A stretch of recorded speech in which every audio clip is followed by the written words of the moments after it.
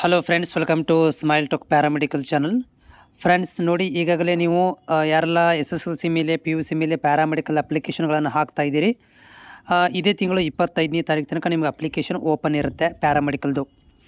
So ಈ ಒಂದು application ಬಿಟ್ಟಿದ್ದಾರಲ್ಲ, ಇದು ಸೀಟ್ ಕನ್ಫರ್ಮೇಷನ್ ಸಲುವಾಗೆಲ್ಲ. ಇದು ಇನ್ನೂ ನಿಮಗೆ ಕೌನ್ಸ್ಲಿಂಗ್ ಆರಂಭವಾಗೋದು ಆಗಸ್ಟ್ ಮಂತಲ್ಲಿ ಆಗುತ್ತೆ.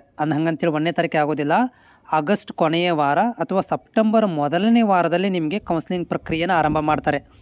ಸೊ ಅಲ್ಲಿ ತನಕ ನಾವು ಏನು ಮಾಡಬೇಕು, ಅಲ್ಲಿ ತನಕ ನಿಮಗೆ ಕಾಯಬೇಕಾಗತ್ತೆ. ಯಾಕಂದರೆ ಇದು ಆನ್ಲೈನ್ ಕೌನ್ಸ್ಲಿಂಗ್ ಇರೋದರಿಂದ ನೀವೇನು ಅಪ್ಲೋಡ್ ಮಾಡಿದ್ದೀರಾ ಈಗಾಗಲೇ ಅದನ್ನು ವೆರಿಫೈ ಮಾಡಬೇಕಂತಂದರೆ ಎಲ್ಲ ಅಪ್ಲಿಕೇಶನ್ ಮುಗಿಬೇಕು.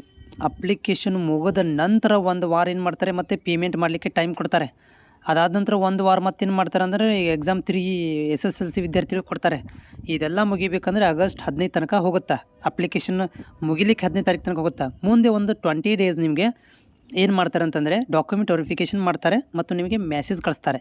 ನೋಡಿ, ನಿಮ್ಮ ಡಾಕ್ಯುಮೆಂಟ್ ವೆರಿಫಿಕೇಷನ್ ಮಾಡಿದ್ದೀವಿ ನಾವು, ನಿಮ್ಮದು ಅಪ್ಲೋಡ್ ಮಾಡಿರೋದೆಲ್ಲ ಕರೆಕ್ಟಾಗಿದೆ, ನೀವು ವೇಟ್ ಮಾಡಿ, ನಿಮಗೆ ಕೌನ್ಸ್ಲಿಂಗ್ ಪ್ರಕ್ರಿಯೆ ಕರಿತೀವಿ ಅಥವಾ ಆಪ್ಷನ್ ಎಂಟ್ರಿಗೆ ಕೊಡ್ತೀವಿ ಅಂತ ಹೇಳಿ ಒಂದು ಮೆಸೇಜ್ ಬರುತ್ತೆ. ಅಲ್ಲಿ ತನಕ ಕಾಯಬೇಕು. ಯಾರಿಗೆ ಪೇಷನ್ಸ್ ಇದೆ ಅಂಥವ್ರುಗಳು ಇನ್ನೂ 1 ರಿಂದ 1.5 ತಿಂಗಳು ಕಾಯಬೇಕಾಗತ್ತೆ.